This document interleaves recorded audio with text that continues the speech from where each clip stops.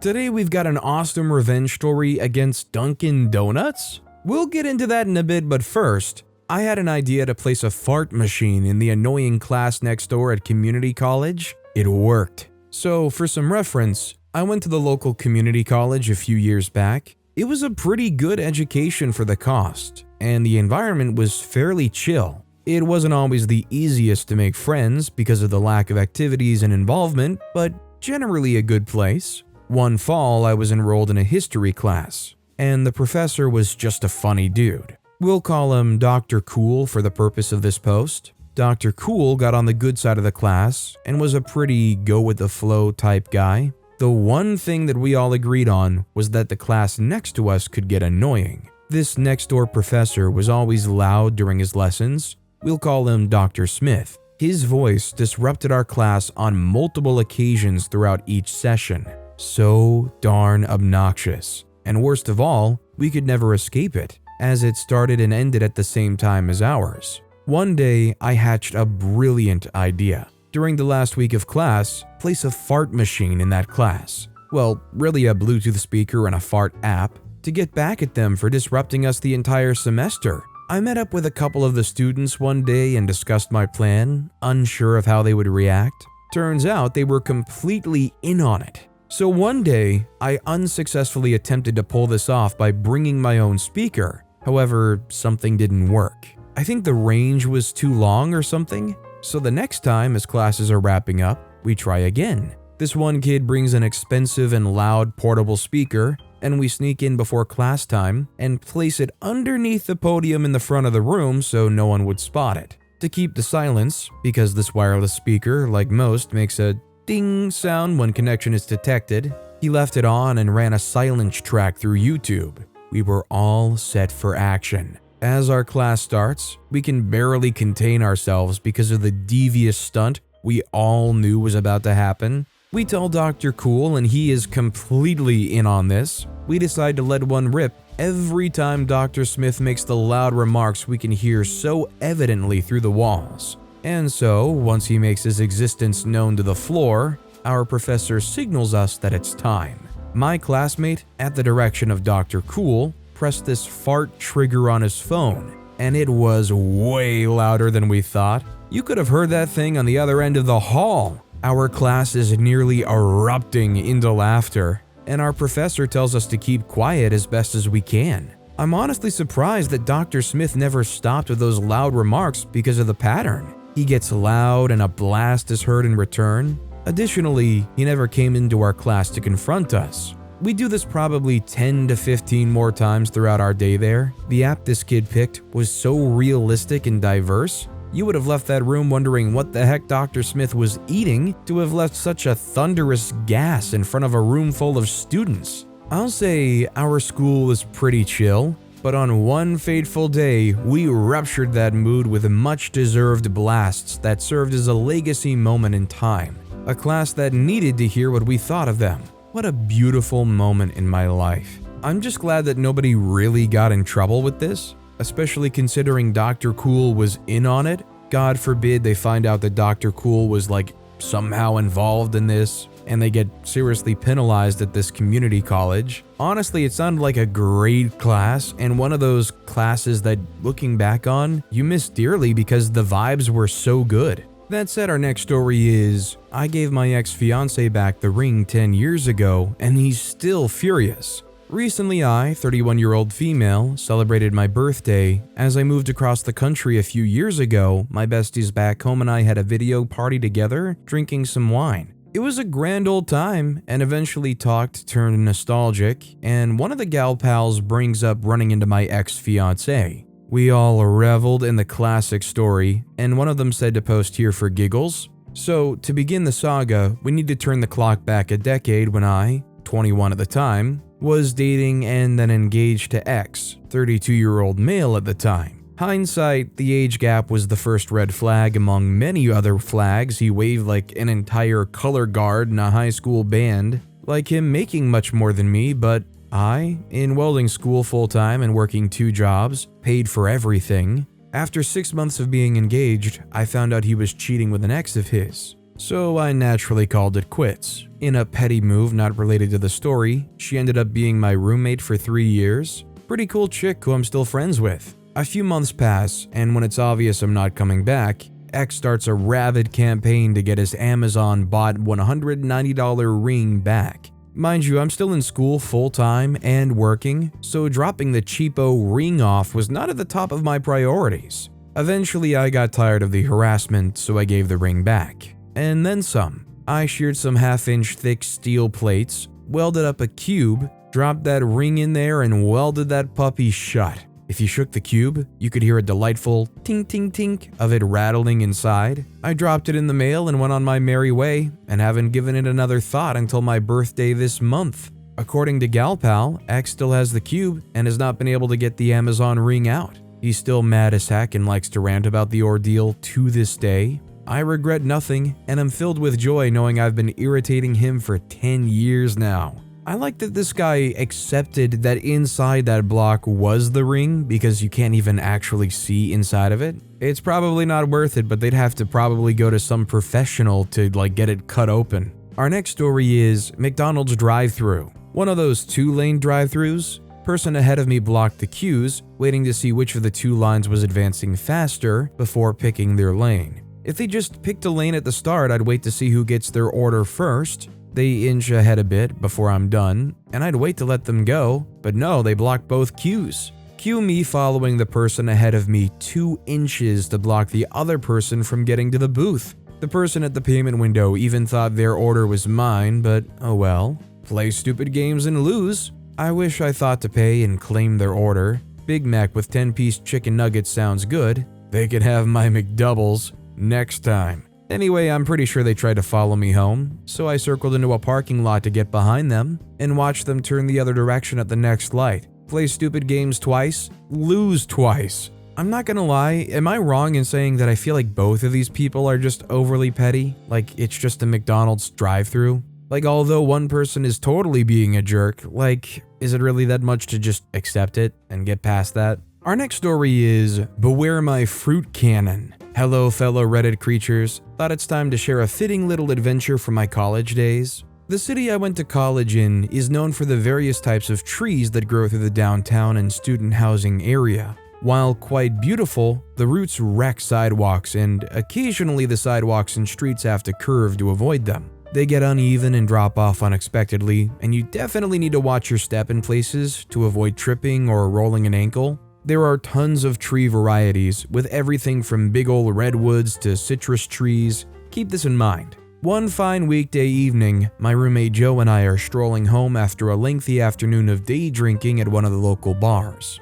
We're walking our happy butts along the sidewalk when a group of 5 to 6 sorority sisters approach towards us on the same side. The sidewalk is wide enough for 2 people to pass, but has badly eroded as it swerves around some redwood tree roots and drops off about a foot on our side. It's quite uneven. Joe drops behind me from walking side by side to let the girls pass. But do they go single file from their swarm to pass us? Of course not. If they did, we wouldn't have a story, would we? They bump us off the sidewalk. There's a muttered "move" from within the group, and I catch a dirty look from the pack leader. Joe and I stumble off to the side as they breeze by in a wash of sheen dresses and snootiness. Now friends, I have no problem with frats or sororities.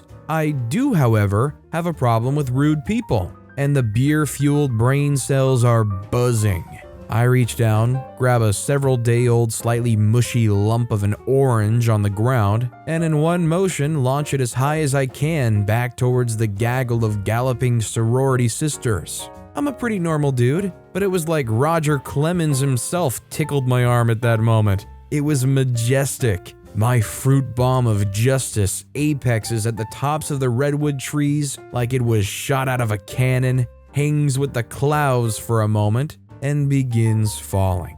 I didn't intend to hit them, I just wanted to explode it in front of them. They were a good 50 yards away by that point, but no, they screwed around, they gonna find out, and I badly misjudged the speed of a group of girls late for an event. The orange descends from on high and catches one of the group on the back of the shoulder and neck area and explodes like a grenade of pulp and stale orange juice. Screams are heard. "Oh my god, my outfit is ruined! What the," etc., etc. Sorority girl noises and consternation. They turn around. Joe looks at me. "Run." We take off the other way, sprinting like Usain Bolt in the 100-meter into the middle of the street, laughing like hyenas all the way until we got home. Now folks, was my fruit bomb of justice really needed? Probably not. But don't be rude and force me off the sidewalk. Hope she enjoyed the party with her new perfume fragrance, Fume de Orange. Definitely very much on the petty side of things. But not gonna lie, if a bunch of group of people walked by, not only were not willing to move to the side, but said move rudely, while a lot of us probably wouldn't throw it, I'm sure a lot of us would love to think about throwing a rotten orange at them. Our next story is petty video game revenge on CEO that laid me off. I worked as technical support for a company in the tech industry. The job didn't pay super well, but I enjoyed my coworkers and the atmosphere of the company. One of the things which made the company great for me was that there was a culture of playing video games on lunch breaks, or during times scheduled by the CEO to do so. One game was a team shooter akin to Counter-Strike. The CEO absolutely loved playing the game and didn't take well to losing. If he got sniped, he would sometimes rage quit. Well, all good things must come to an end, I guess. The company wasn't doing good enough for the stakeholders and they had to let people go.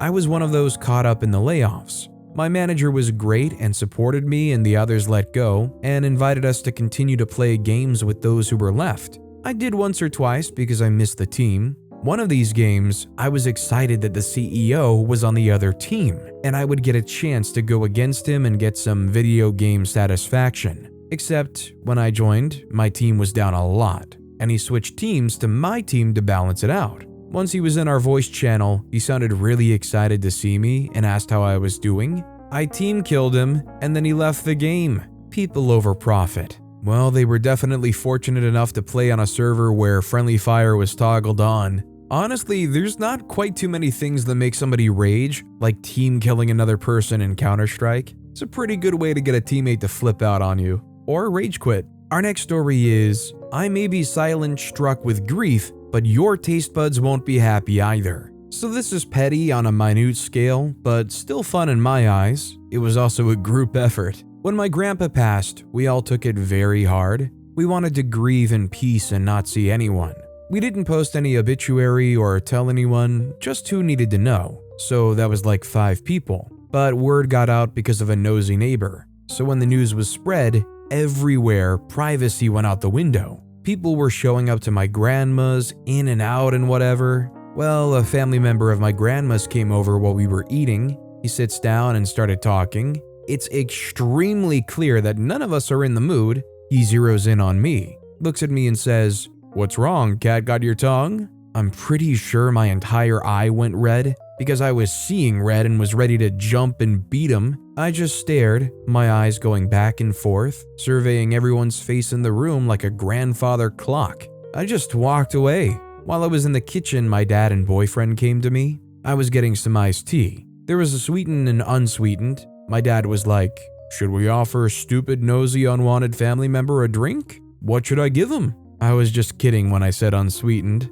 My dad was like, "That's a good idea. Nobody likes unsweetened. No one we know at least." And that's what we gave him. Myself and my boyfriend got a glass and the tea and gave my dad everything he needed to make it a gross cup of tea. I was really happy to watch him drink warm, unsweetened tea and make cat butt faces with every sip. He left shortly after. So, although OP says this is a petty revenge, there's a lot of people out there, maybe at least not in America, but there are a lot of people who do drink warm, unsweetened tea. I mean, to be fair, if I had to choose, I would almost definitely choose sweetened, but nowadays I try to avoid almost any drink that has sugar in it. The one thing I hate the most as far as daily diet goes, I hate drinking calories. Our next story is, guy lied about his credentials online. I contacted the departments he allegedly studied at, and they all said they didn't know him. A guy I got into a row with on a Facebook group lied about his credentials online when he felt threatened by me, and started spewing nonsense about how I'm probably not a graduate of the school that's written both on my Facebook and my professional page. Prior to this, he was very rude, crass, and disrespectful to people that call him out on his BS. Instead of defending himself properly, he'll resort to his childish insults and personally attacking you when he has nothing else to back up his claims. He claims to be a religious educator, yet his actions show anything but religious. Anyway, he made the mistake of giving out his ID number and degree at School A, where a close friend of mine graduated, and his program that he was currently taking in School B, where I graduated and is close with the program secretary when we were having a row. A quick Google search also connected me to his LinkedIn, where he has indeed listed both schools down, but it is very inconsistent with the entry and graduation dates he gave me. I let it slide for a day after the argument simmered down, but this morning, I noticed he took a very obvious jab at me at the same Facebook group we bickered at. It was written in our language, but it roughly translated to, "There's this one person here," in the comments section, that allegedly graduated from a prestigious university,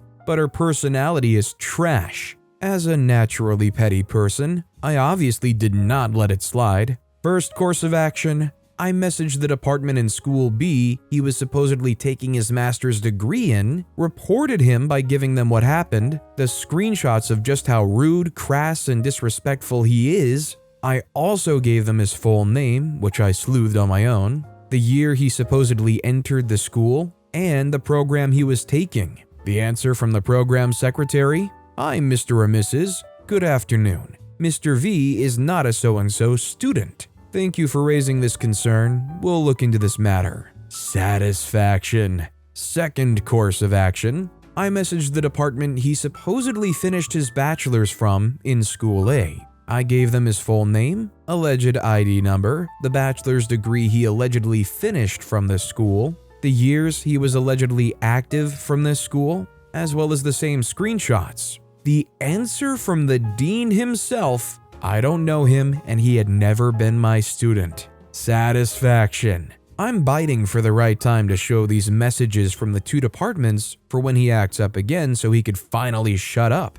But darn, the satisfaction was real. Furthermore, when I changed my picture to a picture of me in my toga, which is very distinct because my university toga has a logo on the left breast part, he also changed his picture to him posing at a public place in my university, where literally everyone could go without a problem since it was a Catholic church. And you can go there anytime, as long as it's daylight, to pray or reflect. Sorry this got so long, I really needed a space to share my petty revenge. I need to know the fallout of this though, like, did OP expose this guy to all the places that they're trying to allege this information from? I need to know what happens to this guy once the cat's out of the bag. This next story is, English lit teacher's fetish for Shakespeare came back to bite her in the butt. This happened back in the late 90s during my senior year in high school. My English literature teacher, Mrs. H, had this absolute fixation on Shakespeare for some reason. During the whole year, we didn't learn anything about any other English authors or poets or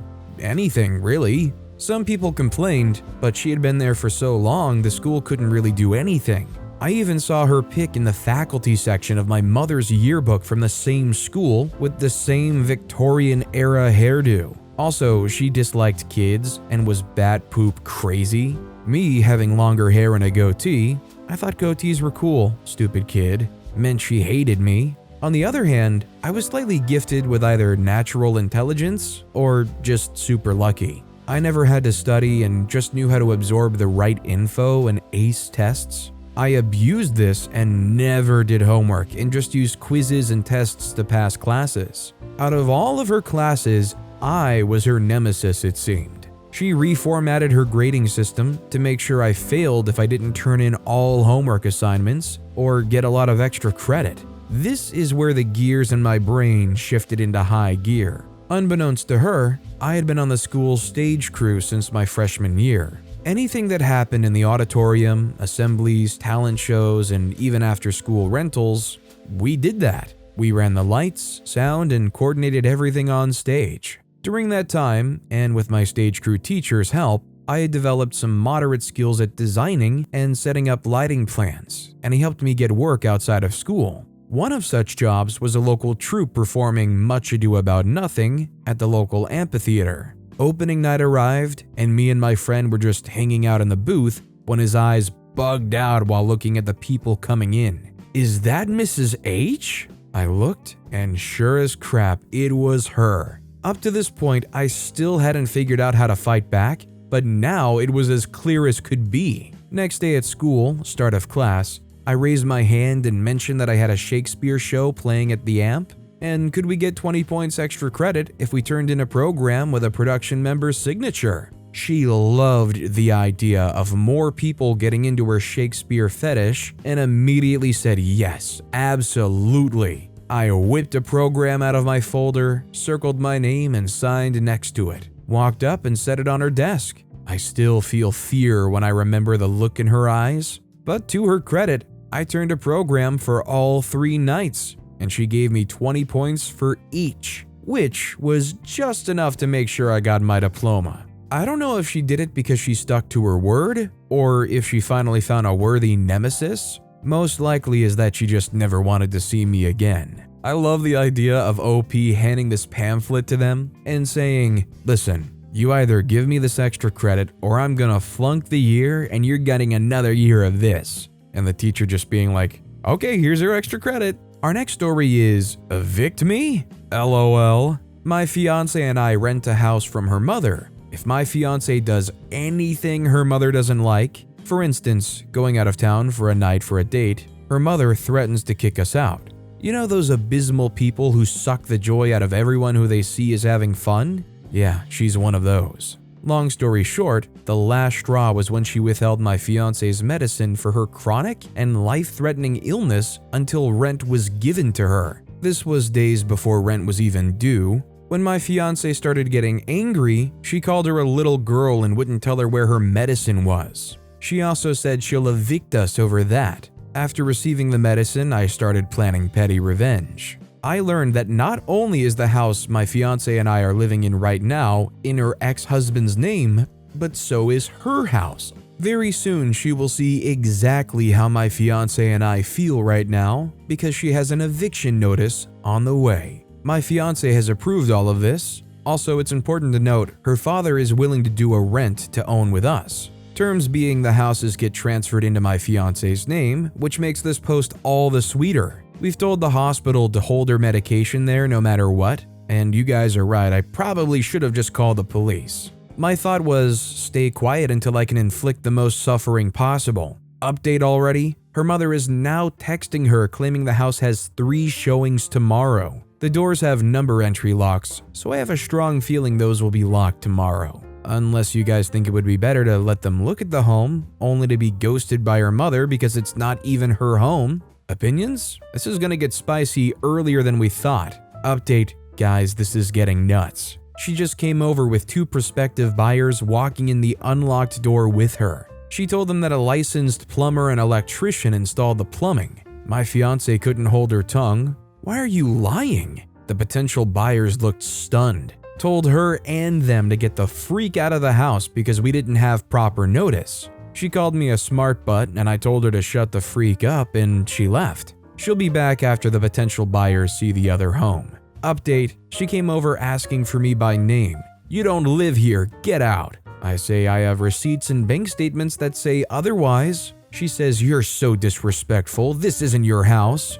I again said, "I'm going to sit my butt right in this house until you give me an official eviction notice with a date on it. Now get the freak out." Honestly, at some point, when does OP call the cops? Because it sounds to me like they've got some kind of agreement with the person who owns the house and not with this person who tries to stake any kind of claim to them who honestly had no real right to take any rent from them. This next story is cherry picking work? How's that working out for you? My team works on a first in, first out workflow, doing the oldest work first. One of my teammates seems to cherry pick work by looking to see if there's notes on another system to indicate the issues are easy before assigning them to herself. Since the work doesn't cycle in by date order, it's easy for management to overlook this. However, as a team member who seems to get all the crap issues, it's easy to see the pattern. So this week, I started putting notes in the other system to make them look easy,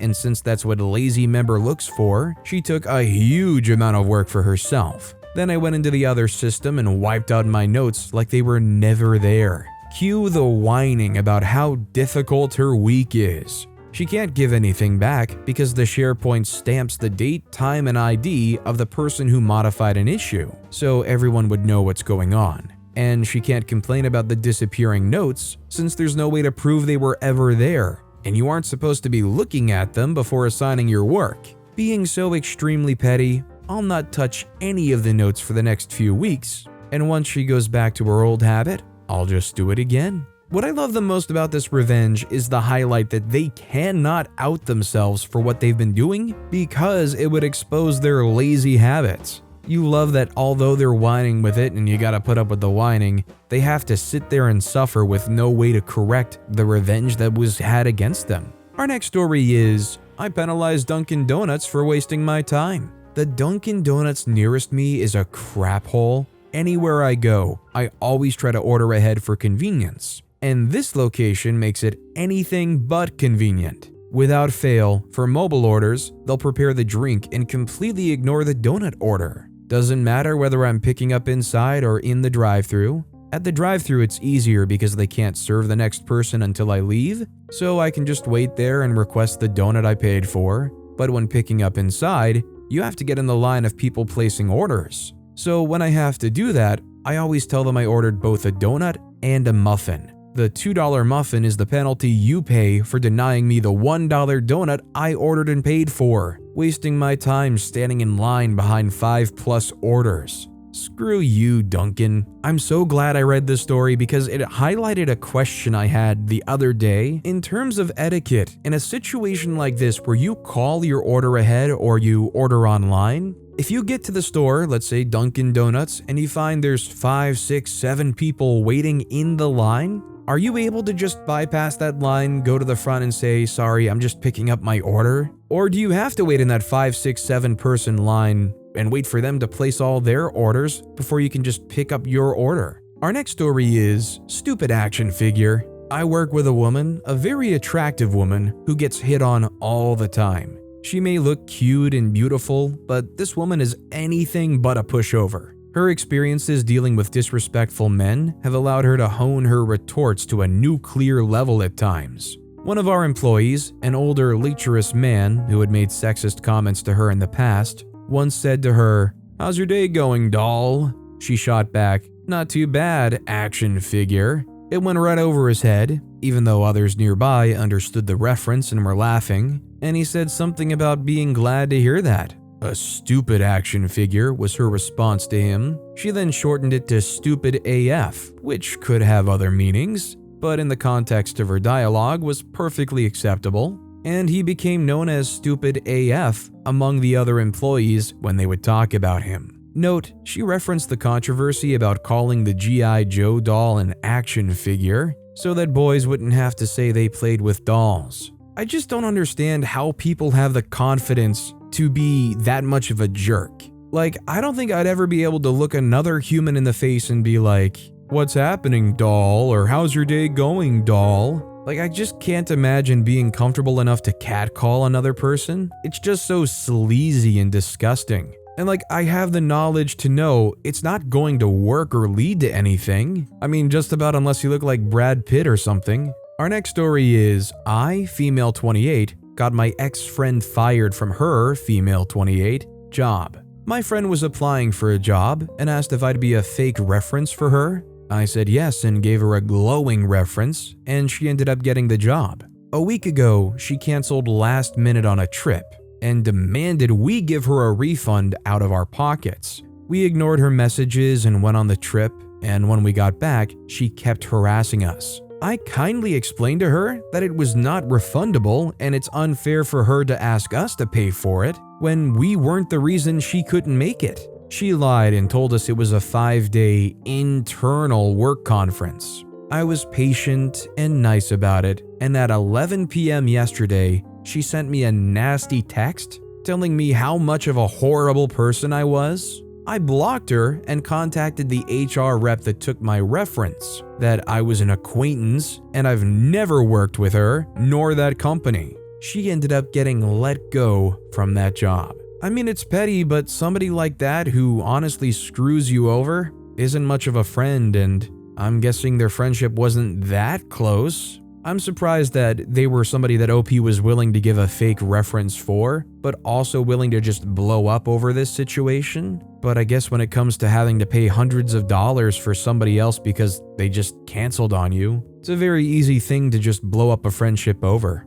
But with that being said, that's all the time we have for today. Now, if you want to hear another crazy revenge story, check out that video on the left. Or if you missed my latest video, check out that video on the right. That said, I'll see you all next time with some more stories.